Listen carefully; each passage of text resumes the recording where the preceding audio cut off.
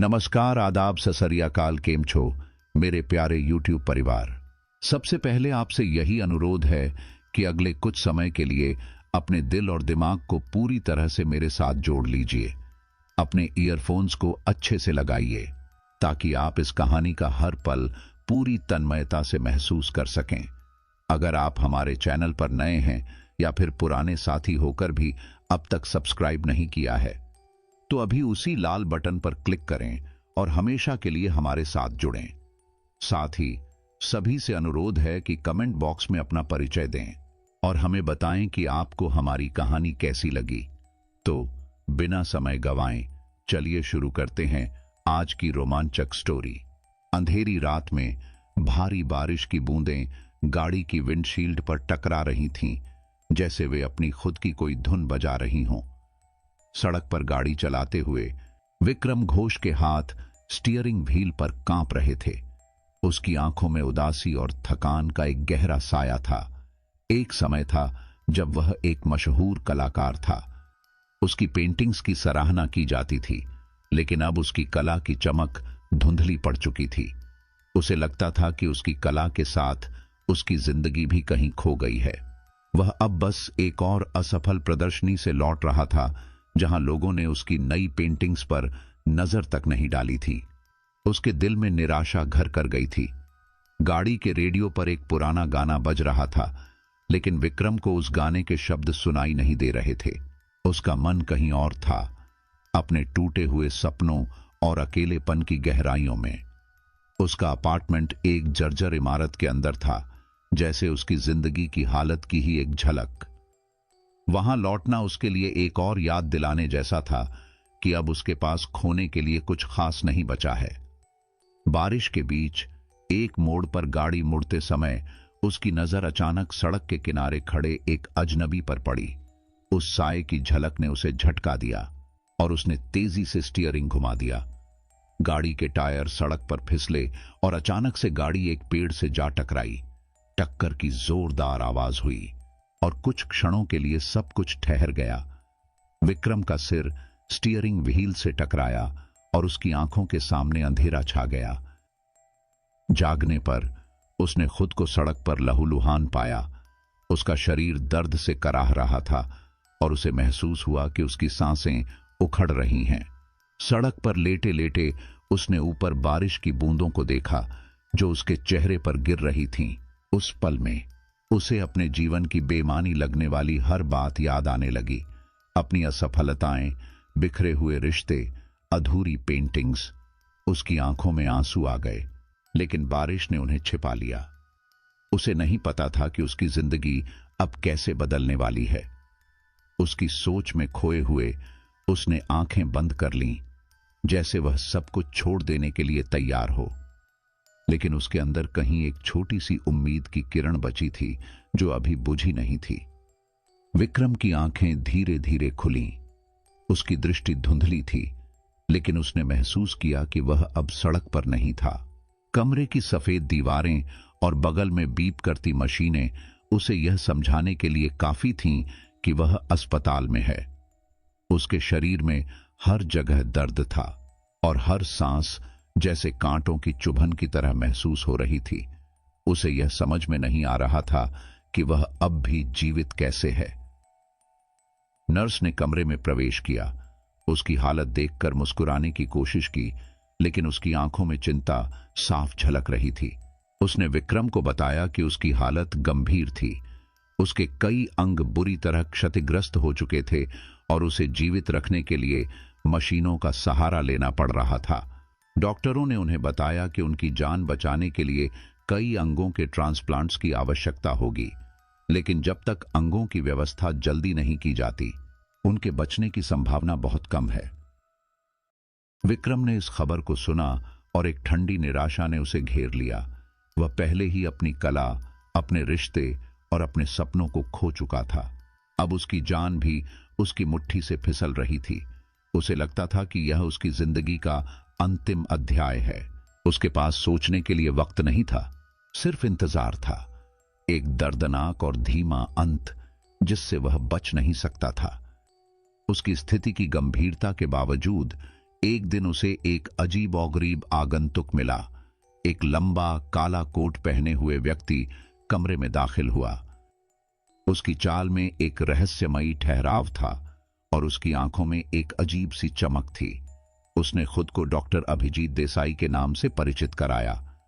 Doctor Abhijit Desai ने विक्रम की medical report का एक पन्ना पलटा और एक हल्की मुस्कान के साथ कहा, तुम्हारी हालत की गंभीरता मैं समझता हूं, लेकिन शायद तुम्हारे पास एक और विकल्प है। विक्रम ने उसकी ओर अविश्वास की नजरों से देखा। उसे यकीन नहीं था कि इस अजनबी के पास उसे बचाने के लिए क्या हो सकता है। डॉक्टर अभिजीत देसाई ने अपने कोट से एक फाइल निकाली और उसे विक्रम की तरफ बढ़ा दिया। यह एक अनधिकृत परंतु प्रभावी प्रक्रिया है। इसमें जोखिम है, लेकिन तुम्हारे पास खोने के लिए क्या है? उसकी आवाज में एक अजीब सी कशिश थी, जैसे वह सिर्फ एक डॉक्टर नहीं बल्कि कोई और रहस्यमयी व्यक्ति हो। फाइल में जटिल चिकित्सा प्रक्रिया के विवरण थे जो विक्रम की समझ से बाहर थे। डॉक्टर अभिजीत देसाई ने उसे संक्षेप में समझाया कि यह एक एक्सपेरिमेंटल अंग ट्रांसप्लांट्स है, जिसमें उसके शरीर को पुनर्जीवित करने और क्षतिग्रस्त अंगों को बदलने के लिए जैविक रूप से संशोधित अंगों का उपयोग किया जाएगा। यह कानूनी रूप से स्वीकृत नहीं है, डॉक्टर अभिजीत देसाई ने गंभीरता से कहा, लेकिन यदि तुम जीवित रहना चाहते हो तो यह तुम्हारे पास एकमात्र मौका है। विक्रम ने उसकी आंखों में देखा। उसमें एक गहराई थी, एक अजीब सा भरोसा जो समझ में नहीं आता था। डॉक्टर अभिजीत देसाई की आंखें ऐसी लग रही थीं जैसे वे उसके दर्द और निराशा के आर पार देख सकती हैं। उसके अंदर की उम्मीद की उस छोटी सी किरण ने जोर मारा। मरने का ख्याल उसे अब भी डराता था और जीवन का मोह उसे डॉक्टर अभिजीत देसाई के प्रस्ताव की ओर खींचने लगा। डॉक्टर अभिजीत देसाई ने एक कागज उसके सामने रखा जिसमें स्वीकृति के हस्ताक्षर की जरूरत थी। विक्रम ने उस कागज को देखा। उसकी उंगलियां कांप रही थीं। कागज पर लिखे शब्द उसे अस्पष्ट और जटिल लग रहे थे, लेकिन उसने बिना ज्यादा सोचे हस्ताक्षर कर दिए, मानो वह अपनी मौत की सजा के दस्तावेज पर हस्ताक्षर कर रहा हो। बहुत अच्छा निर्णय लिया है मिस्टर घोष, डॉक्टर अभिजीत देसाई ने मुस्कुराते हुए कहा। अब हमें समय नष्ट नहीं करना चाहिए। और उस क्षण से विक्रम की जिंदगी एक ऐसे रास्ते पर मुड़ गई जिसका अंत उसकी कल्पना से परे था। डॉक्टर अभिजीत देसाई ने उसे ऑपरेशन थिएटर में ले जाने का निर्देश दिया और विक्रम के दिल में उम्मीद और डर के बीच एक अजीब सी कशमकश चल रही थी। जैसे ही वह स्ट्रेचर पर लेटा, उसे लगा कि उसकी पुरानी जिंदगी अब खत्म हो चुकी है और जो आगे होने वाला है वह किसी अंधेरे रहस्य से कम नहीं है। विक्रम को स्ट्रेचर पर ले जाया गया। ऑपरेशन थिएटर की ठंडी सफेद रोशनी उसकी आंखों में चुभ रही थी। उसके चारों ओर अजीब और गरीब मशीनें खड़ी थीं, जिनके बारे में उसने पहले कभी नहीं सुना था। कमरे में केवल कुछ गिने चुने लोग मौजूद थे। नर्सें जो सामान्य से अधिक चुपचाप काम कर रही थीं, और डॉक्टर अभिजीत देसाई जो अपनी रहस्यमयी मुस्कान के साथ उपकरणों की तैयारी में लगे हुए थे। तुम्हें बस शांत रहना है और सब ठीक हो जाएगा, डॉक्टर अभिजीत देसाई ने विक्रम के सिरहाने खड़े होकर कहा। उसकी आवाज में एक ठंडक थी जो किसी सांत्वना के बजाय एक आदेश की तरह लग रही थी। विक्रम ने सिर हिला दिया, मानो उसकी बात मान लेना ही उसके पास आखिरी विकल्प था। नर्सों ने उसे एनेस्थीसिया देने के लिए तैयार किया और उसकी पलकों पर भारीपन छाने लगा। जैसे ही एनेस्थीसिया का असर हुआ, उसे महसूस हुआ कि वह गहरे अंधेरे में डूबता जा रहा है। उसके कानों में मशीनों की हल्की बीप बीप की आवाज गूंज रही थी, जो धीरे धीरे धीमी होती गई। वह एक खालीपन में डूबता गया, जहां कोई आवाज, कोई दर्द नहीं था, सिर्फ एक ठंडा सन्नाटा। लेकिन उस सन्नाटे में अचानक उसे अजीबो गरीब दृश्य दिखाई देने लगे। वह एक अंधेरे समुद्र में तैरता हुआ महसूस कर रहा था। उसके चारों ओर पानी नहीं बल्कि किसी तरह का गाढ़ा काला तरल था। उसमें घुली हुई छायाएं तैर रही थीं, सपनों की तरह अस्पष्ट फिर भी भयानक। उन छायाओं के बीच उसने देखा कि अजीब प्राणी उसके चारों ओर तैर रहे थे। उनके शरीर से जड़ें जैसी आकृतियां निकल रही थीं। वे उसके आसपास मंडराते रहे, उसकी ओर इशारा करते हुए, जैसे वे उसकी उपस्थिति का स्वागत कर रहे हों। तुम हमारे लिए तैयार हो? एक फुसफुसाती आवाज उसके कानों में गूंजने लगी। वह समझ नहीं पा रहा था कि यह आवाज किसकी थी, लेकिन वह उसे अंदर तक कंपा गई। उस आवाज में कुछ ऐसा था जो उसे महसूस करा रहा था कि उसकी आत्मा किसी अजनबी अंधकार में खोती जा रही है। अचानक उसे ऐसा लगा जैसे वह किसी गहरी खाई में गिर रहा है। उसके चारों ओर की छायाएं और आवाजें धुंधली होती गईं और वह एक झटके के साथ जाग गया। उसकी आंखें खुलीं और वह ऑपरेशन थिएटर की सफेद रोशनी में लौट आया। उसका शरीर सुन्न था, लेकिन अंदर ही अंदर एक अजीब सा कंपन महसूस हो रहा था, जैसे उसकी नसों के भीतर कोई नई ऊर्जा दौड़ रही हो। डॉक्टर अभिजीत देसाई उसके सामने खड़े थे। उनके चेहरे पर वही रहस्यमयी मुस्कान थी। सर्जरी सफल रही है, उन्होंने कहा, जैसे उन्होंने कोई महान उपलब्धि हासिल की हो। अब तुम्हें बस खुद को समायोजित करना है। समय के साथ सब कुछ ठीक हो जाएगा। विक्रम ने महसूस किया कि उसके शरीर में दर्द तो था, लेकिन वह दर्द कुछ अलग था, मानो उसके अंग नए सिरे से आकार ले रहे हों। उसने अपने हाथों की ओर देखा, जो पहले की तुलना में अधिक मजबूत लग रहे थे। उसके घाव, जो हाल ही में हुए थे, लगभग गायब हो चुके थे। एक क्षण के लिए उसे लगा कि वह किसी तरह से फिर से जी उठा है, लेकिन उसके अंदर एक अस्वाभाविक डर भी था जो उसकी सोच से हटने का नाम नहीं ले रहा था। डॉक्टर अभिजीत देसाई ने उसे घर जाने की अनुमति दी, लेकिन साथ ही चेतावनी दी कि अगर उसे कोई भी असामान्य लक्षण दिखें तो वह तुरंत संपर्क करे। विक्रम ने बिना किसी सवाल के हामी भरी, लेकिन उसे यह बात खल रही थी कि डॉक्टर ने असामान्य शब्द का इस्तेमाल इतने रहस्यमय तरीके से क्यों किया। जैसे ही वह अस्पताल से बाहर निकला, उसे महसूस हुआ कि वह पहले जैसा नहीं रहा। हर कदम के साथ उसे लगता कि उसकी त्वचा के नीचे कुछ चल रहा है, मानो उसके भीतर कोई जीवंतता बढ़ रही हो। लेकिन उसे एक अजीब सी शांति भी महसूस हो रही थी, एक ऐसी शांति जो तूफान से पहले की होती है। उसने अस्पताल के दरवाजे के बाहर खड़े होकर ठंडी हवा को गहरी सांस में खींचा और उसकी आंखों में एक नई चमक आ गई। शायद अब उसकी जिंदगी बदलने वाली थी, लेकिन उसे यह नहीं पता था कि यह बदलाव उसके लिए एक नई शुरुआत था या एक भयानक अंत का आरंभ। अस्पताल से लौटने के बाद विक्रम ने अपने अपार्टमेंट की चाबियां घुमाई और दरवाजा खोला। अंदर का माहौल हमेशा की तरह ठंडा और सुना सुना था। दीवारों पर धूल जमा थी और फर्श पर बिखरे हुए कागज और अधूरी पेंटिंग्स उसकी हालिया उदासियों की गवाही दे रहे थे। लेकिन इस बार जब वह कमरे में दाखिल हुआ तो उसे एक अजीब सी ऊर्जा महसूस हुई, जैसे उसकी बेजान जिंदगी में अचानक से कोई हलचल आ गई हो। जैसे ही उसने लाइट ऑन की, उसने अपने शरीर का जायजा लेना शुरू किया। उसकी त्वचा, जो पहले सफेद और बीमार दिखाई देती थी, अब थोड़ी चमकदार और ताजगी भरी लग रही थी। उसके हाथों की नसें अब पहले से ज्यादा उभरी हुई थीं, जैसे उनमें कोई नई शक्ति दौड़ रही हो।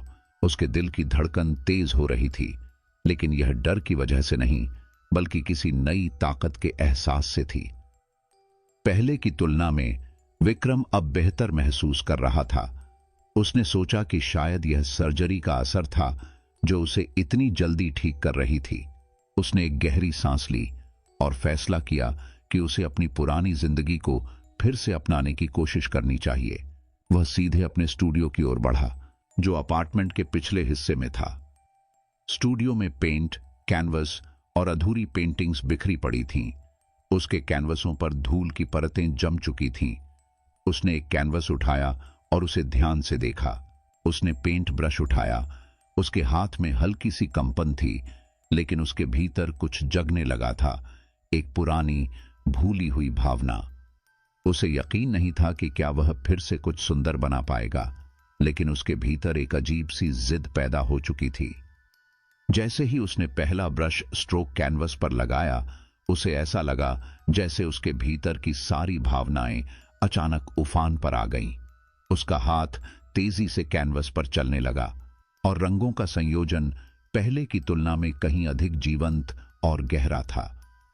उसकी पेंटिंग्स अब अजीबो गरीब आकृतियों से भरी होने लगीं। मांसल, मुड़ी तुड़ी आकृतियां जो मानव शरीर और किसी अज्ञात जीव के बीच की कड़ी लग रही थीं। हर रंग के साथ, हर स्ट्रोक के साथ वह अपने भीतर कुछ टूटता हुआ महसूस कर रहा था। उसकी उंगलियां अनजाने में उन आकृतियों की ओर बढ़ रही थीं, मानो वे पहले से ही उसके दिमाग में मौजूद हों। उसे समझ में नहीं आ रहा था कि वह क्या बना रहा है, लेकिन उसे रोकना भी नामुमकिन लग रहा था। जब उसने अपने हाथ रोके तो वह कैनवस की ओर देखता रह गया। उसकी आंखों के सामने एक भयावह दृश्य था, एक इंसान और किसी राक्षसी आकृति का मिला जुला चेहरा जिसकी आंखों में गहरी लाल चमक थी। पेंटिंग इतनी जीवंत और डरावनी थी कि वह खुद भी उसे देखकर सिहर उठा। उसने महसूस किया कि उसकी कला में अब कुछ बदल चुका था, कुछ ऐसा जो उसे भी भयभीत कर रहा था। वह पेंटिंग को स्टूडियो के कोने में रखकर बाहर निकल आया। उसकी सांसें तेज हो रही थीं, लेकिन उसे भीतर कहीं खुशी भी महसूस हो रही थी। वह जानता था कि उसने कुछ अलग बनाया है, कुछ ऐसा जिसे लोग जरूर देखना चाहेंगे। उसने सोचा कि शायद यही उसकी जिंदगी का नया मोड़ है, जहां वह अपने खोए हुए करियर को फिर से उठा सकेगा। लेकिन फिर रात के अंधेरे में उसे अपने शरीर के भीतर एक अजीब सी गुदगुदी महसूस हुई। उसने अपनी शर्ट उतारी और देखा कि उसकी पीठ पर एक छोटी सी गांठ उभर आई थी जो हल्के हल्के धड़क रही थी, मानो उसके दिल की धड़कन से तालमेल बिठा रही हो। उसने उसे छूकर देखा, लेकिन दर्द नहीं हुआ। उसे लगा कि यह सर्जरी का कोई छोटा सा प्रभाव होगा, और उसने खुद को यह समझाने की कोशिश की कि उसे बस इसे नजरअंदाज करना चाहिए। रात के गहरे सन्नाटे में जब वह बिस्तर पर लेटा, उसे नींद नहीं आई। उसके दिमाग में उस पेंटिंग की छवि बार बार उभर रही थी, और उसके साथ ही उसके भीतर की वह अजीब सी हलचल भी। उसे महसूस हुआ कि उसके शरीर में कुछ बदल रहा है, धीरे धीरे मगर निश्चित रूप से। उस रात जब पूरा शहर सो रहा था, विक्रम की आंखों के नीचे एक भयावह सच्चाई ने करवट ली, एक सच्चाई जिसे वह खुद से भी छिपा नहीं पा रहा था। रात का अंधेरा गहराता जा रहा था, लेकिन विक्रम की आंखों में नींद का कोई नामो निशान नहीं था। उसकी पीठ पर उभरी वह गांठ जो अब लगातार धड़क रही थी, उसे बेचैन कर रही थी। वह बिस्तर पर करवटें बदलता रहा, लेकिन उस धड़कन की आवाज जो उसके दिल की धड़कन के साथ तालमेल में थी, उसे परेशान कर रही थी। उसने कई बार उस गांठ को छूकर देखा, लेकिन हर बार उसकी उंगलियों के नीचे वह हल्का कंपन उसे किसी अनजाने डर से भर देता था। अगली सुबह उसने यह सोचकर खुद को संभाला कि शायद यह सब उसके दिमाग का खेल है, शायद सर्जरी का असर अभी पूरी तरह खत्म नहीं हुआ है। उसने अपने स्टूडियो की ओर रुख किया, जहां उसकी पिछली रात की पेंटिंग अधूरी पड़ी थी। लेकिन जैसे ही वह स्टूडियो में दाखिल हुआ, उसने देखा कि वह पेंटिंग अब पहले से भी ज्यादा डरावनी लग रही थी। उसके हाथ अनजाने में ही उस कैनवस की ओर बढ़े और वह फिर से पेंटिंग करने लगा। उसके हाथों में एक अजीब सी तेजी आ गई थी। उसने बिना रुके कई घंटे तक काम किया और उसकी पेंटिंग्स अब और भी भयानक आकृतियों से भरने लगीं। ऐसे चेहरे जिनकी त्वचा झुलसी हुई दिख रही थी, मुड़ी तुड़ी हड्डियां और आंखें जो किसी अज्ञात भय से भरी हुई थीं। वह खुद को रोक नहीं पा रहा था, मानो कोई अदृश्य शक्ति उसकी उंगलियों को निर्देश दे रही हो। लेकिन उसकी कला के इस नए रुख ने ध्यान आकर्षित करना शुरू कर दिया था।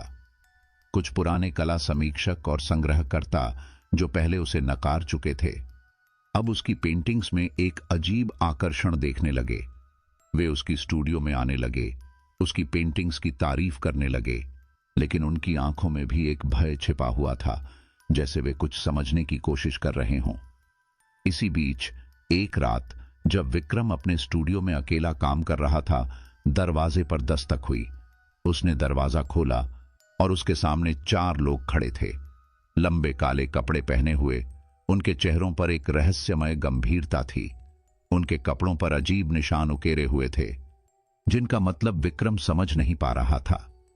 हम तुम्हारे बारे में जानते हैं विक्रम घोष, उनमें से एक ने कहा। उसकी आवाज धीमी और ठंडी थी। विक्रम ने उसे अविश्वास की नजरों से देखा। वे लोग बिना किसी आमंत्रण के भीतर आ गए और उसके चारों ओर खड़े हो गए, मानो किसी अनदेखी रेखा को पार कर रहे हों। हम जानते हैं कि तुम्हारे भीतर क्या है, उस व्यक्ति ने आगे कहा। उसकी आवाज में एक गहराई थी जो किसी प्राचीन रहस्य की तरह लग रही थी। तुम्हारे भीतर एक आशीर्वाद है जो तुम्हें चुना हुआ बनाता है। विक्रम ने उनकी बातें सुनी, लेकिन समझ नहीं पाया कि वे किस बारे में बात कर रहे थे। उसने उनसे दूरी बनाए रखने की कोशिश की, लेकिन उसके मन में एक अनजाना डर पनप रहा था। वे उसे चुना हुआ कह रहे थे और उनके शब्दों में ऐसा कुछ था जो उसे असहज कर रहा था। तुम्हारे भीतर जो है वह तुम्हें हमारी तरह बनने के लिए बुला रहा है, दूसरे व्यक्ति ने कहा, और उसकी आंखों में एक पागलपन की झलक थी। यह एक वरदान है जिसे समझना मुश्किल है, लेकिन यदि तुमने इसे अपनाया तो तुम एक नए संसार का द्वार खोल सकते हो। विक्रम ने उन्हें रोकने की कोशिश की, लेकिन उनके शब्द उसकी सोच में धंसते जा रहे थे।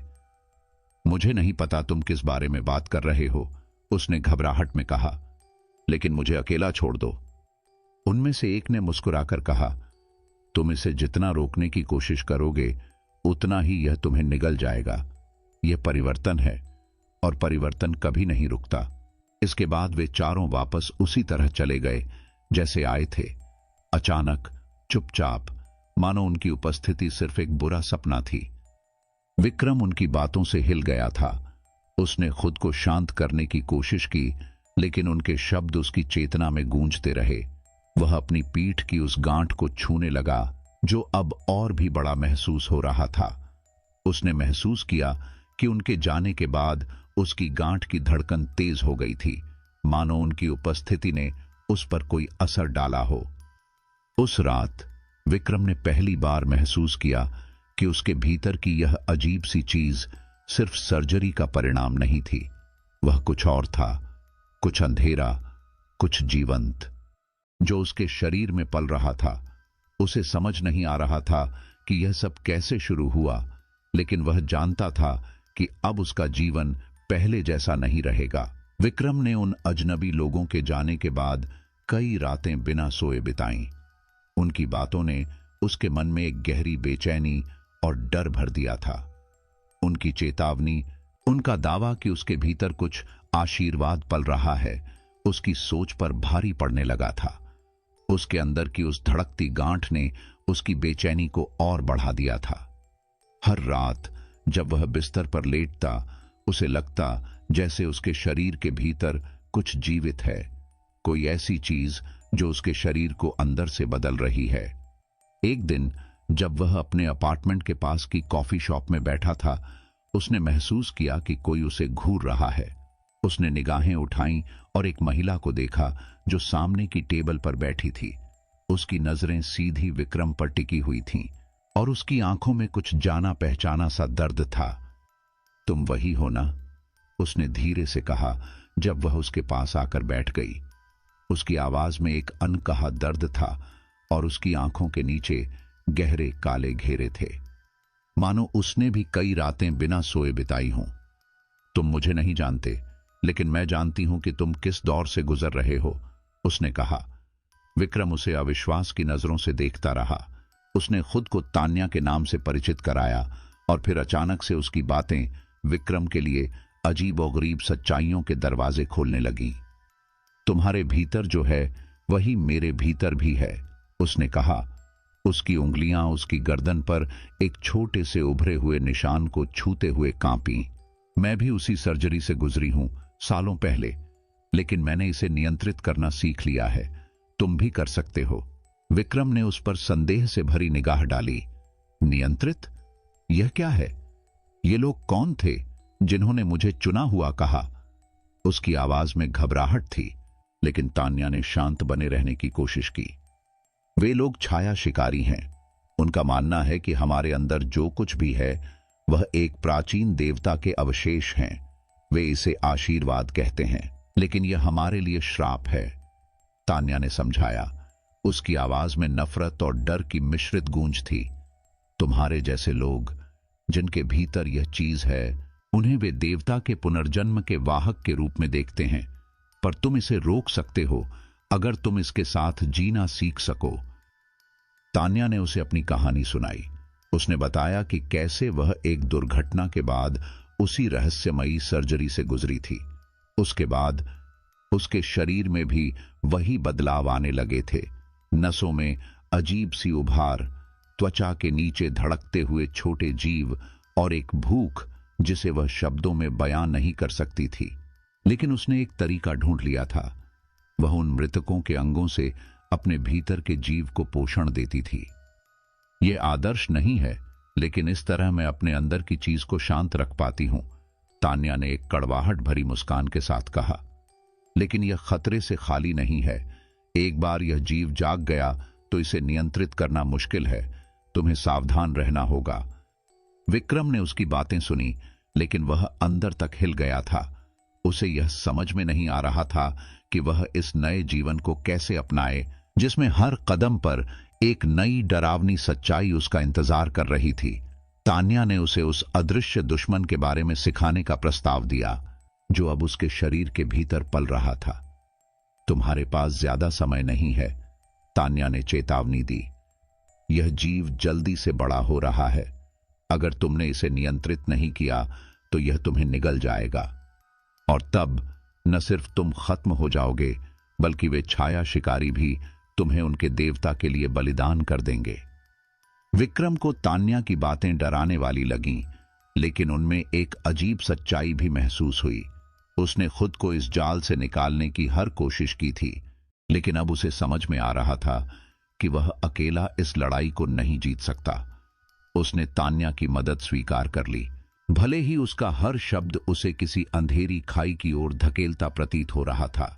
उस शाम जब तान्या वापस जा रही थी, उसने एक आखिरी बार विक्रम की ओर देखा और कहा, यह मत समझना कि मैं तुम्हें पूरी तरह बचा सकती हूं।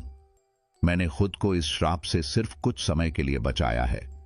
असली लड़ाई तुम्हारी है, और तुम्हें अपने अंदर के अंधकार का सामना खुद करना होगा।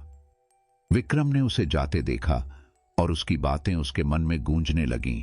उसने अपने भीतर की उस धड़कन को फिर से महसूस किया, जो अब और भी तेज हो चुकी थी। उसे यह एहसास हो गया था कि यह लड़ाई सिर्फ उसके शरीर के भीतर पल रहे जीव के खिलाफ नहीं थी। यह लड़ाई उसके अस्तित्व, उसकी आत्मा और उसके मानवीय होने की आखिरी कड़ी के लिए थी। तान्या के साथ उस मुलाकात के बाद विक्रम के जीवन की दिशा पूरी तरह बदल गई थी। अब उसके मन में एक नया डर था, लेकिन साथ ही एक अस्थिर सी उम्मीद भी। तान्या ने उसे एक ऐसा रास्ता दिखाया था जो खतरों से भरा था, लेकिन शायद वही उसकी बचने की आखिरी उम्मीद भी थी। उसने खुद को मजबूत बनाया और इस नए खतरे का सामना करने की ठान ली, लेकिन उसकी कोशिशें जितनी बढ़ रही थीं, उतना ही उसके भीतर का अंधकार गहरा होता जा रहा था। उस रात उसने तान्या के दिए निर्देशों का पालन करते हुए अपने अपार्टमेंट में एक छोटी सी रस्म की तैयारी की। उसने मोमबत्तियां जलाईं, तान्या द्वारा दिए गए कुछ जड़ी बूटियों को जलाया, और धुएं से भरा वह कमरा अजीब सी महक से भर गया। तान्या ने कहा था कि यह धुआं उसके भीतर के जीव को शांत करेगा और उसे नियंत्रण में रखने में मदद करेगा। लेकिन जैसे जैसे रात बीतती गई, उसे महसूस हुआ कि कुछ गलत हो रहा है। धुएं की गंध से उसका सिर भारी होने लगा, उसकी आंखें जलने लगीं और उसके कानों में तेज गूंजने की आवाज आने लगी। वह बिस्तर पर गिर पड़ा और उसके हाथ और पैर कांपने लगे। उसकी सांसें घबराहट में फंसने लगीं और उसे लगा कि उसकी नसों में कोई गर्म तरल दौड़ रहा है। उस गर्मी ने उसकी त्वचा को जलाया और वह दर्द से कराह उठा। वह महसूस कर रहा था कि उसके शरीर के भीतर कुछ और बढ़ रहा था, मानो उसकी हड्डियां उसके खिलाफ विद्रोह कर रही हों। उसने अपनी शर्त उतार कर देखा और उसकी पीठ पर वह गांठ अब पहले से दोगुनी बड़ी हो चुकी थी, जिसमें से छोटी छोटी जड़ें उसकी त्वचा के नीचे फैल रही थीं। उसे लगा जैसे उसकी हड्डियों में कुछ उभर रहा है, कुछ ऐसा जो उसकी बनावट को बदलने की कोशिश कर रहा है। उसकी चेतना धुंधली होने लगी और अचानक उसकी नजरें सामने लगे आईने पर पड़ी। उसने देखा कि उसकी आंखों की पुतलियां अब सामान्य नहीं रही थीं। वे लाल रंग की हो चुकी थीं और उनमें अजीब सी चमक थी, जैसे कोई और उसमें झांक रहा हो। उसका चेहरा पसीने से लथपथ था, लेकिन उन आंखों में कुछ ऐसा था जिसे देखकर वह खुद से भी डरने लगा। अचानक उसके दिमाग में उन छायाओं की छवि उभरने लगी जो उसने सर्जरी के दौरान देखी थीं। वे अंधकार में तैरती आकृतियां जिनकी जड़ें उसके भीतर फैल रही थीं। उन छायाओं की फुसफुसाहटें फिर से उसके कानों में गूंजने लगीं। हम तुम्हारे भीतर हैं, तुम्हें अपना बना रहे हैं। विक्रम ने खुद को संभालने की कोशिश की, लेकिन उसकी उंगलियां अकड़ने लगीं, मानो वे उसकी नहीं बल्कि किसी और के नियंत्रण में हों। उसका शरीर झटके खा रहा था और उसकी पीठ पर उभरी जड़ें दीवार की ओर बढ़ने लगीं, मानो वे किसी चीज की तलाश में हों। उसने अपनी पूरी ताकत लगाकर उन्हें रोकने की कोशिश की, लेकिन वह शक्तिहीन महसूस कर रहा था। जैसे ही उसकी स्थिति बिगड़ती गई, उसे अचानक याद आया कि तान्या ने क्या कहा था, यह जीव तुम्हारे डर से ताकत लेता है। अगर तुमने इसे चुनौती नहीं दी तो यह तुम्हें निगल जाएगा। वह जानता था कि अब उसे हार मानने का समय नहीं था। उसने एक गहरी सांस ली और उस डर को अपने भीतर समेटते हुए अपनी पीठ की गांठ पर जोर से हाथ मारा। दर्द से उसकी चीख निकल गई, लेकिन उस क्षण में उसे लगा जैसे वह उस जीव को चुनौती दे रहा है। अचानक उसकी पीठ की जड़ें वापस सिकुड़ने लगीं, मानो वे विक्रम की इच्छा शक्ति के आगे झुक रही हों। उसके शरीर के भीतर की गर्मी धीरे धीरे ठंडी पड़ने लगी और उसकी धड़कन सामान्य होने लगी। उसकी लाल आंखें फिर से अपने पुराने रंग में लौट आईं और उसकी सांसें धीमी हो गईं। वह फर्श पर गिर पड़ा, थकान और दर्द से कांपते हुए। उसकी पीठ पर वह गांठ अब भी थी, लेकिन अब वह हल्की और शांत लग रही थी। वह जानता था कि यह उसकी पहली जीत थी, लेकिन यह युद्ध अभी लंबा था। उसे समझ में आ चुका था कि वह अपनी इस नई जिंदगी के साथ सिर्फ जी नहीं सकता, उसे इसके खिलाफ लड़ना होगा। उस रात उसने पहली बार अपने भीतर की अंधकार को परखा था। वह जानता था कि यह अंधकार उसे पूरी तरह निगलने की ताक में था, लेकिन अब उसके पास एक दिशा थी, एक मकसद था। उसे तान्या की दी हुई शिक्षा पर भरोसा करना होगा और खुद को तैयार करना होगा। लेकिन वह यह भी जानता था कि जितना ज्यादा वह इसके बारे में सीखेगा, उतना ही वह उन डरावनी सच्चाइयों के करीब जाएगा जिनसे अब तक वह भागता रहा था। बाहर की सर्द हवा उसके चेहरे को छू रही थी और उसने महसूस किया कि यह लड़ाई सिर्फ उसकी नहीं थी। वह एक ऐसी जंग में फंस चुका था जहां उसका हर कदम उसे अज्ञात और डरावने रहस्यों के करीब ले जा रहा था। लेकिन इस बार उसने ठान लिया था कि वह इस अंधकार से लड़कर ही दम लेगा, चाहे कीमत कितनी भी भारी क्यों न हो। विक्रम की पहली छोटी जीत के बाद भी उसके भीतर का संघर्ष खत्म नहीं हुआ था। हर दिन उसके लिए एक नई चुनौती लेकर आता और हर रात वह उस अजीब सी गुदगुदी को महसूस करता जो उसकी नसों में रेंगती हुई लगती थी। लेकिन सबसे अजीब बात यह थी कि उसे अब भूख का एक अलग ही रूप महसूस होने लगा था, एक भूख जो साधारण भोजन से शांत नहीं होती थी। वह जितना भी खाना खाता उसे संतुष्टि नहीं मिलती। उसकी भूख की गहराई एक नई तरह की बेचैनी में बदलने लगी थी। उसे ऐसा लगता मानो उसके शरीर के भीतर कुछ और मांग कर रहा हो, कुछ ऐसा जिसे वह शब्दों में बयान नहीं कर सकता था। एक रात जब यह बेचैनी बर्दाश्त से बाहर हो गई तो उसने तान्या को फोन किया। फोन पर तान्या की आवाज धीमी और गंभीर थी। उसने विक्रम की बात ध्यान से सुनी और फिर कहा, यह वही भूख है जिसके बारे में मैंने तुम्हें चेतावनी दी थी। यह जीव तुम्हारे भीतर से पोषण चाहता है और साधारण भोजन इसे नहीं रोक सकता। तुम इसे जितना अनदेखा करोगे, यह उतना ही ताकतवर होता जाएगा। तो फिर मुझे क्या करना चाहिए? विक्रम ने हताशा में पूछा। उसके गले में डर की फांस अटकी हुई थी। वह समझ नहीं पा रहा था कि अब उसे इस नई समस्या का सामना कैसे करना है। तुम्हें इसे नियंत्रित करने का तरीका सीखना होगा। जैसे मैंने सीखा था, लेकिन इसका मतलब है कि तुम्हें इसे वह देना होगा जो यह चाहता है, तान्या ने कहा। उसकी आवाज में एक अजीब सी कड़वाहट थी। लेकिन याद रखना, यह रास्ता आसान नहीं है। एक बार शुरू करने के बाद वापस मुड़ना मुश्किल होगा। विक्रम ने फोन काट दिया। उसके मन में एक अजीब सा असमंजस भर गया था। क्या वह सच में खुद को इस भूख के आगे झुकने देगा, या फिर उसे कोई दूसरा रास्ता ढूंढना होगा? लेकिन उसकी स्थिति दिन ब दिन बिगड़ती जा रही थी और उसके पास बहुत ज्यादा समय नहीं था। अगली रात वह अपने अपार्टमेंट में बेचैनी से टहल रहा था जब उसने पास की गलियों से एक अजीब सी आवाज सुनी। एक घायल बिल्ली सड़क किनारे तड़प रही थी। उसकी कमजोर कराहें रात की नीरवता में गूंज रही थीं। विक्रम ने उसकी ओर देखा और उसके मन में एक अजीब सी इच्छा जागी, एक इच्छा जिसने उसे भीतर तक डरा दिया। उसे महसूस हुआ कि उसकी भूख कुछ और चाहती है, कुछ ऐसा जो जीवन से भरा हुआ हो। वह खुद को रोक नहीं सका। उसके कदम उस बिल्ली की ओर बढ़ गए और उसके हाथों ने उसे उठाया। उसकी उंगलियां कांप रही थीं, लेकिन उसकी आंखों में एक अजीब सी चमक थी। उसने उस बिल्ली की गर्दन को धीरे धीरे दबाया और उसकी कराहें धीमी होकर खामोशी में बदल गईं।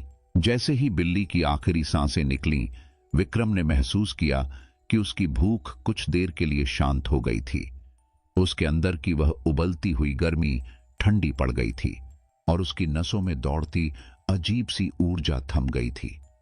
लेकिन उसके दिल में एक गहरी ग्लानि और डर की लहर दौड़ गई। उसने तुरंत उस मृत बिल्ली को सड़क के किनारे छोड़ दिया और तेजी से अपने अपार्टमेंट में लौट आया। कमरे में वापस आकर उसने बाथरूम का दरवाजा बंद कर लिया और आईने के सामने खड़ा हो गया। उसकी आंखें अब भी उस घटना की गवाही दे रही थीं। वह खुद को पहचान नहीं पा रहा था। क्या वह वही इंसान था जिसने कभी कला के माध्यम से जीवन की सुंदरता को व्यक्त करने की कोशिश की थी, या वह अब एक राक्षस में बदल चुका था जो अपने भीतर की भूख को शांत करने के लिए किसी भी हद तक जा सकता था? उसने बाथरूम की दीवार पर अपना हाथ मारा और दर्द की एक लहर उसके शरीर में दौड़ गई। लेकिन उस दर्द में भी उसे सुकून मिला। उसे समझ में आ गया था कि अब उसका जीवन पहले जैसा नहीं रह सकता। वह जानता था कि यह केवल शुरुआत थी। उसका शरीर अब उसकी अपनी मर्जी से नहीं चल रहा था, बल्कि उस अजनबी भूख के इशारों पर था जो उसकी आत्मा को धीरे धीरे निगल रही थी। उस रात वह फिर से बिस्तर पर लेट गया, लेकिन इस बार उसकी नींद में अजीब से सपने आए।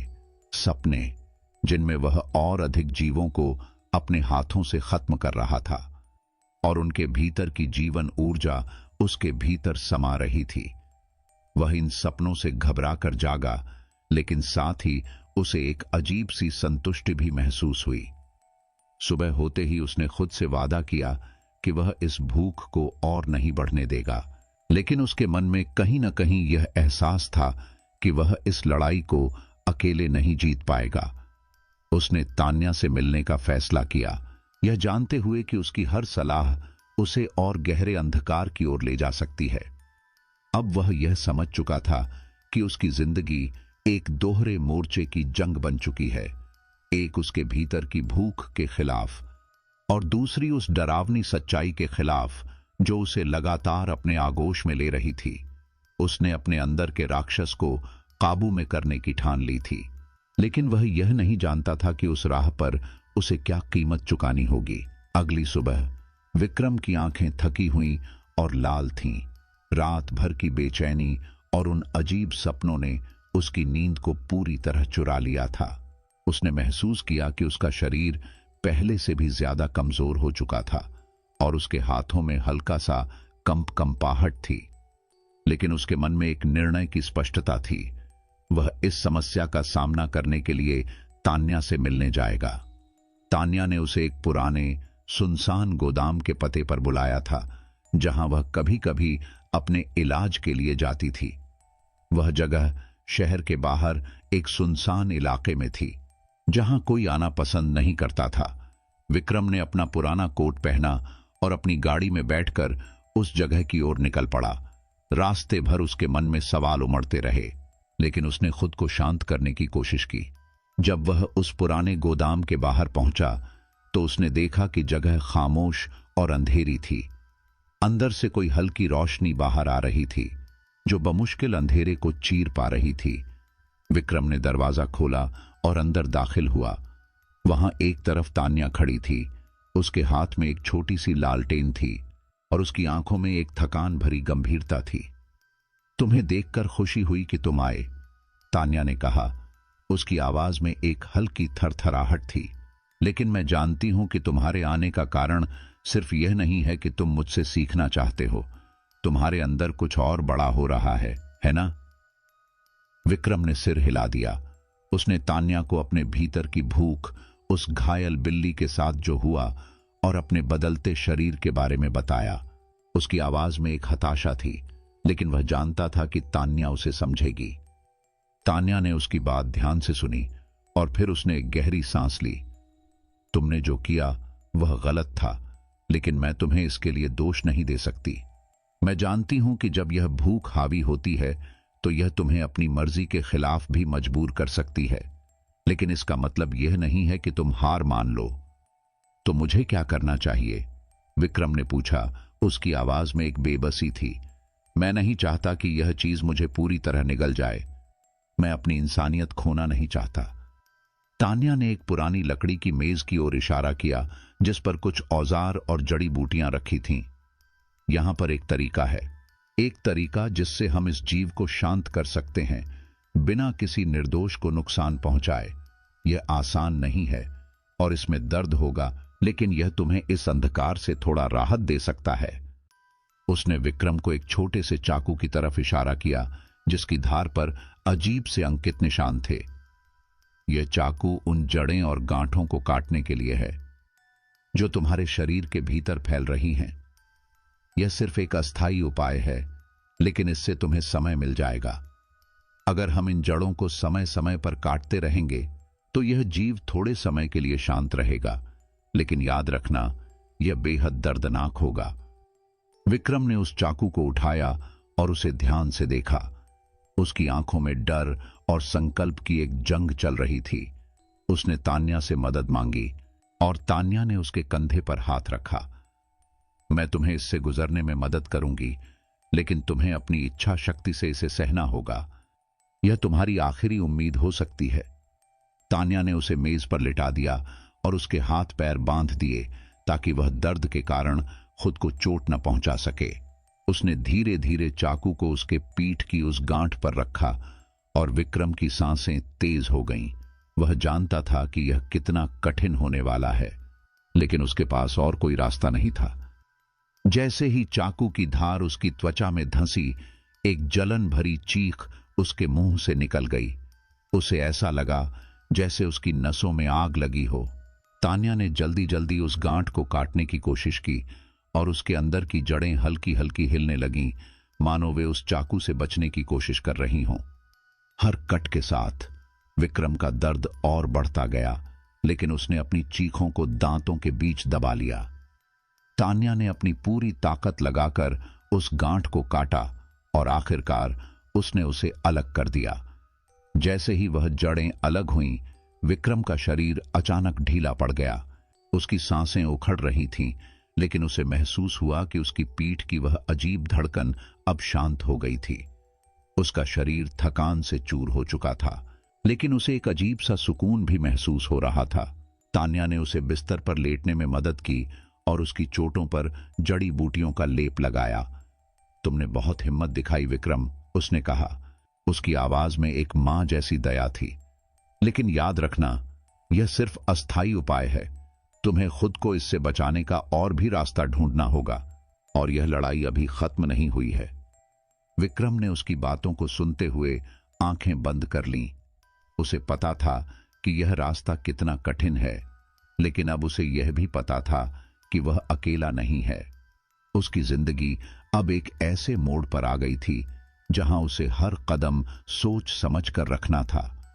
उसने ठान लिया था कि वह इस श्राप से लड़ते हुए ही जिएगा, चाहे इसके लिए उसे कितनी भी तकलीफ क्यों न सहनी पड़े।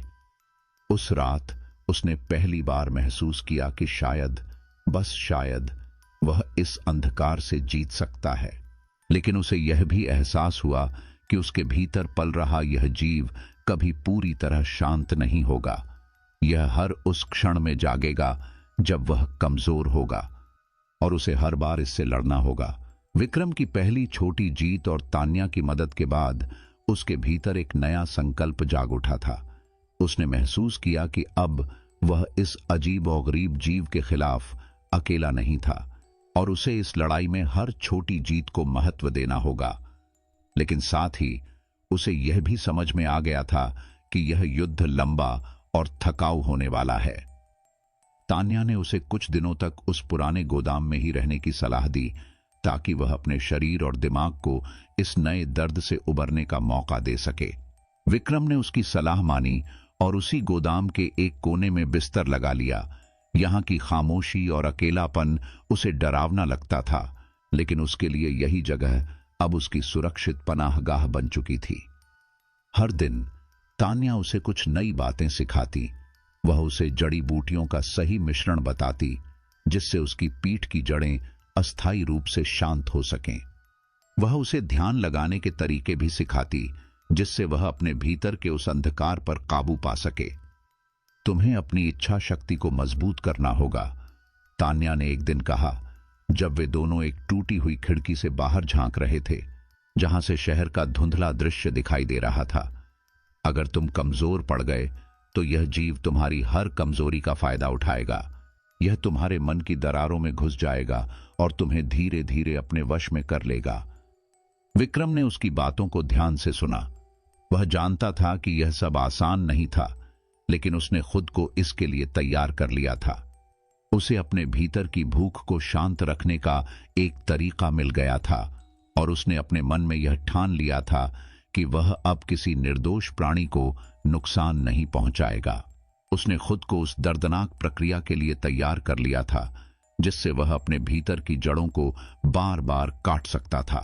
लेकिन जैसे जैसे दिन बीतते गए, उसने महसूस किया कि उसकी पीठ की गांठ फिर से धीरे धीरे बढ़ने लगी थी। यह उसे हर वक्त अपनी मौजूदगी का एहसास कराती थी, मानो वह उसे याद दिलाना चाहती हो कि यह युद्ध अभी खत्म नहीं हुआ है। एक रात जब तान्या शहर में कुछ जरूरी सामान लेने गई थी, विक्रम ने अकेलेपन में एक अजीब सा डर महसूस किया। उसने खुद को ध्यान में डुबोने की कोशिश की, लेकिन उसकी नसों में फिर से वही अजीब सी हरकत शुरू हो गई। उसकी पीठ में जलन होने लगी और उसकी आंखों के सामने काले धब्बे तैरने लगे। उसने दर्द से कराहते हुए खुद को जमीन पर गिरने से बचाया और जल्दी जल्दी अपनी सांसों को नियंत्रित करने की कोशिश की। उसने जड़ी बूटियों के लेप को अपनी पीठ पर लगाया, लेकिन इस बार उनकी गंध उसे उतनी राहत नहीं दे पाई। उसे लगा कि जैसे उसकी त्वचा के नीचे कुछ सरसराहट कर रहा है, मानो वह जीव उसके लेप के खिलाफ विद्रोह कर रहा हो। उसके दिमाग में तान्या की चेतावनी गूंज उठी, यह जीव तुम्हारे डर और कमजोरी से ताकत लेता है। अगर तुमने इसे नियंत्रित नहीं किया तो यह तुम्हें निगल जाएगा। उसी क्षण गोदाम के दरवाजे पर एक हल्की सी दस्तक सुनाई दी। विक्रम ने घबराहट में दरवाजे की ओर देखा। उसे उम्मीद थी कि यह तान्या होगी, लेकिन दरवाजे के दूसरी ओर एक अजनबी खड़ा था, लंबा, दुबला पतला और चेहरे पर अजीब सी मुस्कान। उसने एक फटे हुए कोट में खुद को लपेट रखा था और उसकी आंखों में एक अजीब सी चमक थी जो विक्रम को बेहद असहज कर रही थी। तुम्हारे बारे में बहुत सुना है विक्रम घोष, उसने धीमी आवाज में कहा, मानो वह कोई राज उगल रहा हो। तुम्हारी पेंटिंग्स में कुछ खास है, एक अजीब सा जीवन है जो हमें पसंद आया। विक्रम को उसकी आवाज में कुछ खतरनाक महसूस हुआ। उसने जल्दी से दरवाजे को बंद करने की कोशिश की, लेकिन उस आदमी ने अपना पैर दरवाजे की चौखट में अड़ा दिया। डरो मत, हम सिर्फ बात करने आए हैं। तुम्हें हमें समझने की जरूरत है और हमें तुम्हारे अंदर की उस चीज को समझने की। विक्रम का दिल तेजी से धड़कने लगा। उसे एहसास हुआ कि यह व्यक्ति शायद उन्हीं छाया शिकारी में से एक है जो पहले भी उसे चेतावनी देने आए थे। उसने अपने भीतर के डर को दबाते हुए सख्त आवाज में कहा, मुझे तुम्हारी कोई बात नहीं सुननी। मैं तुम लोगों से नहीं जुड़ना चाहता। उस अजनबी ने एक छोटी सी हंसी हंसी, मानो वह विक्रम के डर को महसूस कर रहा हो। तुम सोचते हो कि तुम इससे बच सकते हो? तुमने जो राह चुनी है वह तुमसे तुम्हारी इंसानियत छीन लेगी। हम तुम्हें एक और मौका देने आए हैं ताकि तुम इसे अपना लो। इसके खिलाफ मत लड़ो, यह तुम्हारा भाग्य है। विक्रम ने दरवाजे को पूरी ताकत से बंद कर दिया और अंदर से ताले लगा दिए। उसकी सांसें तेज हो गईं और उसके माथे पर पसीने की बूंदें छलकने लगीं। उस आदमी की बातें उसके मन में गूंजती रहीं। क्या वाकई उसका भाग्य अब इस जीव के हाथों में था? क्या वह सच में इससे लड़ सकता था, या यह जीव उसे धीरे धीरे अंदर से खा जाएगा? वह जमीन पर गिर पड़ा और उसकी उंगलियां कांपने लगीं, लेकिन उसने खुद को संभाला और अपने भीतर की उस ताकत को जगाया जिसे उसने धीरे धीरे सीख लिया था। उसने अपने मन में यह कसम खाई कि वह हार नहीं मानेगा, चाहे उसके रास्ते में कितने भी अजनबी डरावने लोग क्यों न आ जाएं, चाहे उसका शरीर उसे जितनी भी तकलीफ दे, वह इस अंधकार से लड़ता रहेगा। उस रात उसने पहली बार महसूस किया कि उसे न सिर्फ अपने भीतर के जीव के खिलाफ बल्कि उन बाहरी ताकतों के खिलाफ भी लड़ाई लड़नी है जो उसे अपनी दुनिया में घसीटने की कोशिश कर रही थीं। यह जंग अब सिर्फ उसकी भूख और शरीर की जड़ों से नहीं थी, यह जंग उसकी आत्मा और उसकी इंसानियत के अस्तित्व के लिए थी।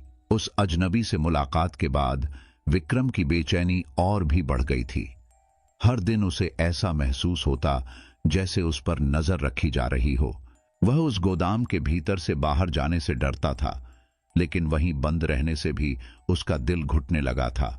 वह जानता था कि बाहर एक अंधेरा उसके इंतजार में है, लेकिन भीतर का अंधेरा भी उसे धीरे धीरे निगल रहा था। उसकी पीठ की जड़ें अब पहले से भी ज्यादा तेजी से बढ़ने लगी थीं और उसकी भूख फिर से बेकाबू होने लगी थी। तान्या ने उसकी हालत देखी तो उसकी आंखों में चिंता गहराने लगी। उसने विक्रम को एक बार फिर चेतावनी दी, तुम्हें खुद को मजबूत करना होगा। ये लोग तुम्हें मानसिक रूप से कमजोर करके तुम्हारे भीतर के उस जीव को और शक्तिशाली बना रहे हैं। अगर तुमने हार मान ली तो यह सब तुम्हें पूरी तरह अपने कब्जे में ले लेगा। लेकिन विक्रम के लिए खुद को नियंत्रित करना आसान नहीं था। उसकी रातें अब और भी डरावनी हो गई थीं। उसे सपनों में वही अजनबी आदमी दिखाई देने लगा जो उसे एक जर्जर मंदिर के भीतर बुला रहा था। सपनों में वह उस मंदिर में जाता जहां उसकी आंखों के सामने अजीब सी रस्में होती। वहां लोग उसके नाम का जाप करते और उसकी पीठ की जड़ें उनके मंत्रों के साथ और फैलने लगती। हर सुबह वह डर के मारे जागता और उसे अपनी पीठ में पहले से भी ज्यादा दर्द महसूस होता। उसे लगता मानो वह धीरे धीरे किसी और के शरीर में बदल रहा हो। उसके हाथों में अजीब सी ताकत आ गई थी और कभी कभी उसकी उंगलियां खुद ब खुद मुड़ने लगती थीं, जैसे कोई और उन्हें नियंत्रित कर रहा हो। तान्या उसकी मदद करने की पूरी कोशिश कर रही थी, लेकिन वह जानती थी कि यह लड़ाई अब सिर्फ विक्रम के हाथ में थी। उसने उसे और भी ध्यान लगाने के तरीके सिखाए और जड़ी बूटियों के कुछ और मिश्रण बताए, जिससे वह अपनी जड़ों को कुछ समय के लिए शांत कर सके। लेकिन हर दिन यह साफ होता जा रहा था कि उनकी कोशिशें सिर्फ अस्थायी समाधान थीं। एक शाम जब दोनों गोदाम के भीतर बैठे थे, अचानक बाहर से एक धमाके की आवाज आई। विक्रम और तान्या ने बाहर देखा तो उन्हें गोदाम के दरवाजे के पास एक जला हुआ निशान दिखाई दिया। वहां अंधेरे में वही अजनबी आदमी खड़ा था जिसने पहले विक्रम के अपार्टमेंट में उसे धमकी दी थी। उसके हाथ में एक जलती हुई मशाल थी और उसकी आंखों में पागलपन की चमक थी। तुम लोग सोचते हो कि तुम मुझसे और हमारे देवता से भाग सकते हो? उसने चिल्लाते हुए कहा। उसकी आवाज रात के सन्नाटे में गूंज रही थी। तुम्हारी कोशिशें बेकार हैं। तुम उस अंधकार से नहीं बच सकते जो तुम्हारे भीतर है। तान्या ने तुरंत विक्रम को पीछे धकेला और खुद उसके सामने खड़ी हो गई। उसने अपने हाथ में चाकू उठा लिया और उस आदमी की ओर घूरते हुए कहा, तुम्हारा खेल अब खत्म हो गया है। हम तुम्हारे जैसे लोगों से डरने वाले नहीं हैं। उस अजनबी ने एक क्रूर मुस्कान के साथ जवाब दिया, तुम्हारे पास ज्यादा समय नहीं है तान्या। यह जीव तुम्हें भी जल्द ही निगल जाएगा और तब तुम्हारी सारी कोशिशें सिर्फ एक दर्दनाक अंत में बदल जाएंगी। इससे पहले कि तान्या कुछ कर पाती, उस अजनबी ने जलती हुई मशाल उनके गोदाम की ओर फेंक दी। आग की लपटें तेजी से लकड़ी की दीवारों पर फैलने लगीं। तान्या ने विक्रम का हाथ पकड़ा और उसे गोदाम से बाहर खींचा। दोनों ने बाहर निकलकर जलते हुए गोदाम को देखा और उनकी आंखों में एक भय और क्रोध की मिलीजुली चमक थी। तुम्हारे पास अब छिपने की जगह नहीं बची है विक्रम, तान्या ने कहा। उसकी आवाज में एक गहरी गंभीरता थी। हमें अब उन लोगों का सामना करना होगा और इसके लिए तुम्हें तैयार रहना होगा। तुम्हें अपनी कमजोरी को अपने सबसे बड़े हथियार में बदलना होगा। विक्रम ने जलते हुए गोदाम की लपटों में अपना पूरा अतीत देखा। वह जगह जहां उसने खुद को बचाने की कोशिश की थी, जहां उसने तान्या के साथ अपने डर को समझा था। लेकिन अब वह सब राख में बदल रहा था। उसकी आंखों में आंसू थे, लेकिन उसने अपनी मुट्ठी भींच ली। वह जानता था कि अब उसके पास सिर्फ एक ही रास्ता था, लड़ना, तब तक जब तक उसके पास लड़ने की ताकत है। तान्या ने उसे घने अंधेरे में खींचा और दोनों ने उस जलते हुए गोदाम को पीछे छोड़ दिया। उस रात उन्होंने शहर की उन गलियों में शरण ली जहां न कोई आता था न कोई जाता था। वहां अंधेरे में विक्रम ने पहली बार महसूस किया कि वह सचमुच अकेला नहीं है। लेकिन उसके सामने जो लड़ाई थी वह दोनों के लिए जानलेवा साबित हो सकती थी। उस रात उन्होंने मिलकर एक योजना बनाई। कैसे वे छाया शिकारी का सामना करेंगे, कैसे वे उस अजनबी और उसके जैसे बाकी लोगों को रोके रखेंगे, और कैसे वे अपने भीतर के उस अंधकार को भी काबू में रखेंगे। विक्रम के भीतर एक नया जोश जागा, लेकिन उसके मन में डर भी था। क्या वह सच में इस लड़ाई में जीत सकता था, या यह सब उसे एक अनजानी और अंधेरी खाई में धकेल देगा? तान्या ने उसकी ओर देखा और कहा, याद रखना, यह सिर्फ तुम्हारी लड़ाई नहीं है।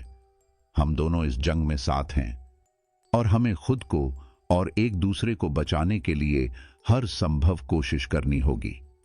विक्रम ने उसकी बात पर सिर हिलाया और उसके भीतर की वह भूख फिर से जाग उठी। लेकिन इस बार उसने उस भूख को अपने गुस्से और संकल्प में बदलने दिया। उसे पता था कि यह रात लंबी होगी और आने वाले दिन और भी कठिन, लेकिन अब वह लड़ने के लिए तैयार था। अगली सुबह जब सूरज की पहली किरणें शहर के ऊंचे ऊंचे इमारतों के बीच से झांकने लगीं, तो विक्रम और तान्या ने अपनी लड़ाई की पहली चाल चली। और इस बार वे जानते थे कि यह लड़ाई उन्हें न सिर्फ छाया शिकारी से, बल्कि अपने भीतर के अंधकार से भी लड़कर जीतनी होगी। सूरज की पहली किरणों ने जैसे ही आसमान का रंग बदला, विक्रम और तान्या ने अपनी योजना पर अमल करना शुरू कर दिया। अंधेरी गलियों में रात बिताने के बाद दोनों ने उस जगह की ओर रुख किया जहां छाया शिकारी अक्सर अपने अनुष्ठानों के लिए इकट्ठा होते थे। पुराने शहर के बाहर एक जर्जर, टूटे फूटे गोथिक चर्च के खंडहर। वह जगह अब पूरी तरह से उजाड़ हो चुकी थी, लेकिन छाया शिकारी के लिए यह एक पवित्र स्थल था जहां वे अपने अजीबो गरीब रीति रिवाज निभाते थे। तान्या ने रास्ते में चलते हुए विक्रम को अपनी योजना के बारे में विस्तार से समझाया। यह एक सीधी लड़ाई नहीं हो सकती, उसने कहा। हमें अपनी चालें सोच समझकर चलनी होंगी। छाया शिकारी की ताकत उनके विश्वास में है, लेकिन वे कमजोर भी हैं। वे हमें समझते हैं, लेकिन अपने अंदर के डर से अंधे हो चुके हैं। हम उनका ध्यान भटकाएंगे और फिर उन पर हमला करेंगे। विक्रम ने उसकी हर बात ध्यान से सुनी, लेकिन उसके भीतर डर का एक साया अब भी मंडरा रहा था। उसके मन में वह अजनबी आदमी और उसकी चेतावनियां गूंज रही थीं। उसने तान्या की तरफ देखा और उसकी आंखों में एक दृढ़ संकल्प देखा। वह जानता था कि यह समय था अपने डर से परे जाने का और अपनी अंदर की ताकत को पहचानने का। वे चर्च के खंडहरों के पास पहुंचे तो चारों तरफ सन्नाटा फैला हुआ था। सूखी घास और पुराने पत्थरों के बीच चर्च की टूटी हुई दीवारें हवा के झोंकों से खड़खड़ा रही थीं। वहां की ठंडक ने विक्रम के मन में एक अजीब सा डर और बेचैनी भर दी, लेकिन उसने खुद को संभाला और तान्या के पीछे पीछे खंडहरों के भीतर दाखिल हुआ। अंदर पहुंचकर उन्होंने देखा कि छाया शिकारी पहले से ही वहां इकट्ठा थे। उनकी आंखों में एक जुनून था, मानो वे किसी अनजान शक्ति के सामने समर्पण कर रहे हों। वे एक गोल घेरे में बैठे थे और उनके बीच में एक बड़ा सा काला पत्थर रखा था जिस पर अजीबोगरीब चिन्ह उकेरे हुए थे। उस पत्थर से एक हल्की नीली रोशनी निकल रही थी जो जगह को और भी रहस्यमयी बना रही थी। तान्या ने विक्रम के कंधे पर हाथ रखा और धीरे से फुसफुसाई, यही वह समय है, हमें इस पत्थर को तोड़ना होगा। यह उनकी शक्ति का स्रोत है, अगर हम इसे नष्ट कर देंगे तो उनकी शक्ति कमजोर पड़ जाएगी। विक्रम ने अपने भीतर की सारी हिम्मत जुटाई और पत्थर की ओर बढ़ने लगा, लेकिन तभी छाया शिकारी में से एक ने उसकी ओर देखा और चिल्ला उठा, वे आ गए हैं, उन्हें रोको। उनके चीखते ही बाकी छाया शिकारी उठ खड़े हुए। उनकी आंखों में एक पागलपन की झलक थी और वे विक्रम और तान्या की ओर दौड़ पड़े। तान्या ने तुरंत अपनी चाकू निकाली और उनके सामने खड़ी हो गई, उनका ध्यान भटकाने के लिए। उसने कुछ छाया शिकारी पर हमला किया जिससे वे पीछे हट गए और बाकी का ध्यान विक्रम की ओर से हट गया। विक्रम ने इस मौके का फायदा उठाया और तेजी से पत्थर की ओर दौड़ा। उसका दिल जोर जोर से धड़क रहा था और उसकी नसों में वही अजीब सी ऊर्जा दौड़ने लगी थी जो उसे हमेशा डराती थी। लेकिन इस बार उसने उस ऊर्जा को अपनी ताकत बनने दिया। उसने पत्थर पर अपना हाथ रखा और अचानक उसकी पीठ की जड़ें फड़कने लगीं। उसे ऐसा लगा जैसे उसके भीतर का जीव इस जगह को पहचान रहा हो, उस शक्ति को समझ रहा हो जो यहां मौजूद थी। उसने अपने हाथ में चाकू उठाया और पूरी ताकत से पत्थर पर वार किया। पहली बार में पत्थर हिला लेकिन टूटा नहीं। उसके चारों ओर छाया शिकारी की चीखें गूंजने लगीं और वे उस पर हमला करने के लिए दौड़े, लेकिन तान्या ने उन्हें रोकने के लिए अपनी पूरी ताकत झोंक दी। वह चाकू से एक के बाद एक छाया शिकारी पर वार कर रही थी, उनकी हरकतों को धीमा कर रही थी। विक्रम ने फिर से चाकू उठाया और दूसरी बार पत्थर पर वार किया। इस बार पत्थर की सतह पर एक दरार उभर आई और उसके अंदर से एक काली धुंध बाहर निकलने लगी। उस धुंध के साथ एक गहरी फुसफुसाहट भी हवा में घुलने लगी, मानो कोई पुराना राक्षस जाग रहा हो। छाया शिकारी की चीखें और तेज हो गईं और उनके चेहरे पर डर की परछाइयां साफ दिखाई देने लगीं। वे पीछे हटने लगे, मानो वे उस धुंध से बचने की कोशिश कर रहे हों जो उनके चारों ओर फैल रही थी। विक्रम, अब आखिरी वार करो, तान्या ने चीख कर कहा। उसकी आवाज में संघर्ष और हिम्मत की गूंज थी। विक्रम ने अपने अंदर की सारी ताकत जुटाई और तीसरी बार पत्थर पर वार किया। पत्थर टूटकर बिखर गया और उसके साथ ही एक जोरदार धमाका हुआ। काली धुंध पूरे खंडहर में फैल गई और उसकी आवाज में एक भयानक चीख शामिल थी जो सीधे उनके कानों में चुभ रही थी। अचानक छाया शिकारी अपने घुटनों पर गिर पड़े। उनके चेहरे पर पीड़ा और असहायता थी। उनकी शक्ति जैसे क्षण भर में ही उनसे छिन गई हो। वे जमीन पर लौटते हुए कराहने लगे और उनकी आंखों से आंसू बहने लगे। विक्रम ने अपने हाथों से पत्थर के बचे हुए टुकड़े उठाए और उन्हें दूर फेंक दिया। उसकी सांसें उखड़ रही थीं और उसका शरीर दर्द से टूट रहा था, लेकिन उसे पहली बार एक सुकून महसूस हुआ। उसने देखा कि तान्या भी लड़ते लड़ते थक चुकी थी, लेकिन उसकी आंखों में जीत की चमक थी। हमने यह कर दिखाया, तान्या ने थकी हुई आवाज में कहा। उसकी आवाज में एक उम्मीद की किरण थी। विक्रम ने उसकी ओर देखा और उसकी आंखों में पहली बार एक मुस्कान दिखाई दी। उसे एहसास हुआ कि यह उनकी जीत की शुरुआत थी, लेकिन जंग अब भी पूरी तरह खत्म नहीं हुई थी। लेकिन अब उनके पास छाया शिकारी की कमजोरी का राज था और उन्होंने अपनी सबसे बड़ी ताकत हासिल कर ली थी, अपने भीतर के डर पर काबू। उस रात तान्या और विक्रम ने पहली बार उस अंधेरे में एक उम्मीद की रोशनी देखी थी। वे जानते थे कि आगे की राह अभी भी मुश्किल थी, लेकिन उन्होंने अपने अंदर की ताकत को पहचान लिया था और यह ताकत अब उनके संघर्ष को एक नया मोड़ देने वाली थी। खंडहरों में छाया शिकारी की हार के बाद विक्रम और तान्या ने थोड़ी देर वहीं बैठे बैठे अपनी सांसें संभालने की कोशिश की। खंडहर की दीवारें अब भी धुएं और काली धुंध से भरी हुई थीं और हवा में जलने और पिघलने की गंध फैली हुई थी। लेकिन इस भयानक माहौल के बीच उन्हें एक सुकून महसूस हुआ, जैसे एक बोझ उनके कंधों से उतर गया हो। छाया शिकारी की शक्ति का स्रोत टूट चुका था और उनकी शक्ति का वह घमंड अब राख में बदल चुका था। तान्या ने विक्रम की ओर देखा और एक कमजोर मुस्कान दी। तुमने अच्छा किया विक्रम, हम दोनों ने वह किया जो हमने सोचा भी नहीं था, लेकिन यह अभी सिर्फ शुरुआत है। विक्रम ने उसकी बात पर सिर हिलाया। उसने खुद को पहले से हल्का महसूस किया, लेकिन एक अजीब सी थकान उसके शरीर पर हावी हो रही थी। उसने महसूस किया कि उसकी पीठ की जड़ें अब शांत थीं और उसकी नसों में वह अजीब सरसराहट खत्म हो गई थी, पर उसकी आत्मा अब भी उस भयावह दृश्य की चपेट में थी। यह सब कुछ कितना अजीब है, उसने धीरे से कहा। एक समय था जब मैं सिर्फ अपनी कला को बचाने के लिए संघर्ष कर रहा था, और अब मैं यह सब कर रहा हूं। क्या मैं अब भी वही इंसान हूं? तान्या ने उसकी ओर गहराई से देखा और उसकी आंखों में एक दुख भरी समझदारी चमक उठी। शायद हम में से कोई भी अब पहले जैसा नहीं रहा विक्रम, लेकिन यह जरूरी नहीं कि यह बुरा हो। हमने अपने अंदर की उस ताकत को पहचाना है जिसे हमने कभी समझा नहीं था। अब हमें इसका सही उपयोग करना होगा। वे दोनों धीरे धीरे खंडहरों से बाहर निकले, जहां रात की ठंडी हवा उन्हें छू रही थी।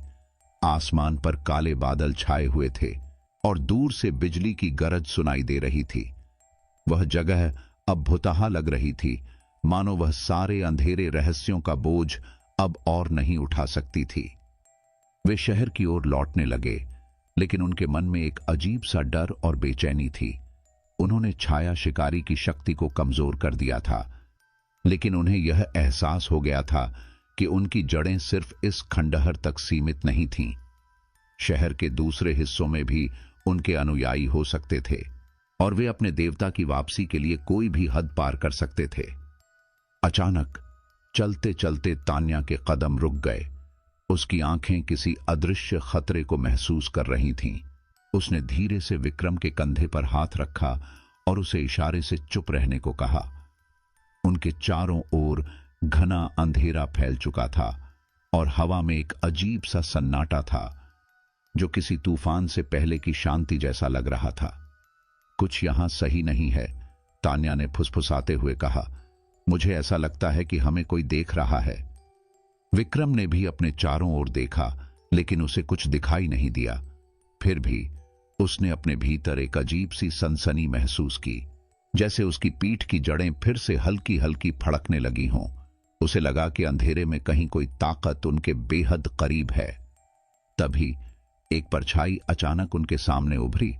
उस परछाई का चेहरा अस्पष्ट था, लेकिन उसकी आंखें जुगनुओं की तरह चमक रही थीं। वह वही अजनबी था जिसने पहले उनके गोदाम को जलाने की कोशिश की थी। उसके चेहरे पर वही पागलपन भरी मुस्कान थी जो विक्रम को पहली बार देखकर महसूस हुई थी। तुमने सोचा था कि हमसे बच सकते हो? उस अजनबी ने खामोशी को तोड़ते हुए कहा। उसकी आवाज में एक अजीब सी गूंज थी, जैसे वह हवा के साथ बह रही हो। तुमने हमारे देवता को कमजोर किया, लेकिन उसे हराया नहीं। वह अब भी तुम्हारे भीतर है विक्रम। उसकी छाया अब भी तुम्हारे दिल में है। विक्रम का गुस्सा उबल पड़ा। उसने अपने भीतर के डर को दबाया और उस अजनबी की ओर बढ़ा। तुम्हारे जैसे लोगों ने मेरे जीवन को नरक बना दिया है। मैंने तुम्हारे अनुष्ठानों को तोड़ा है और तुम्हारे देवता को फिर कभी वापस नहीं आने दूंगा। लेकिन उस अजनबी ने एक ऐसी हंसी जिसने अंधेरे को चीर दिया। तुमने जो शुरू किया है उसे खत्म करना इतना आसान नहीं है विक्रम। तुम्हारे भीतर की भूख अब भी जिंदा है। यह अंधकार तुमसे यूं ही नहीं जाएगा। यह तुम्हारी रूह में घुल चुका है। तान्या ने तुरंत अपनी चाकू निकाली और उस अजनबी पर झपटी, लेकिन वह परछाई की तरह एक ओर खिसक गया और उसकी आंखों में एक क्रूर चमक आ गई। तुम लोग जो सोचते हो वह सच से बहुत दूर है।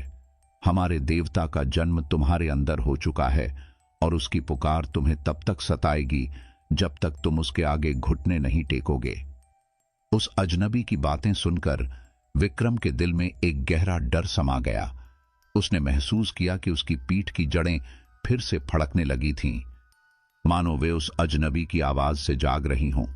उसने खुद को संभालने की कोशिश की, लेकिन उसके शरीर में वह पुरानी सरसराहट लौट आई थी। तान्या ने उसके कंधे पर हाथ रखा और उसे ताकीद दी, ध्यान मत भटकाओ विक्रम, यह तुम्हारे मन से खेल रहा है, अपनी इच्छा शक्ति को याद करो। विक्रम ने गहरी सांस ली और अपने भीतर के अंधकार को दबाने की कोशिश की। उसने उस अजनबी की ओर देखा और जोर से चिल्लाया, तुम्हारा देवता मुझे कमजोर नहीं कर सकता, मैं उससे लड़ूंगा और अपनी रूह को उसके पंजों से आजाद करूंगा। उस अजनबी ने एक आखिरी बार उनकी ओर देखा। उसकी आंखों में वह चमक मद्धम हो गई। हम देखेंगे विक्रम, हम देखेंगे कि यह लड़ाई कितनी लंबी चलती है। तुम अपनी जीत का जश्न जल्दी मना रहे हो। उसके बाद वह परछाई में विलीन हो गया, मानो हवा में घुल गया हो। विक्रम और तान्या अकेले रह गए, लेकिन वे जानते थे कि उनकी लड़ाई अब और भी कठिन हो गई थी। उन्हें अपने भीतर के जीव से ही नहीं, बल्कि उन बाहरी ताकतों से भी निपटना था जो हर समय उनके पीछे लगी थीं। अंधेरे में खड़े खड़े विक्रम ने तान्या की ओर देखा और एक कसम खाई, मैं हार नहीं मानूंगा, चाहे यह अंधकार कितना भी गहरा क्यों ना हो, मैं इसे अपने ऊपर हावी नहीं होने दूंगा।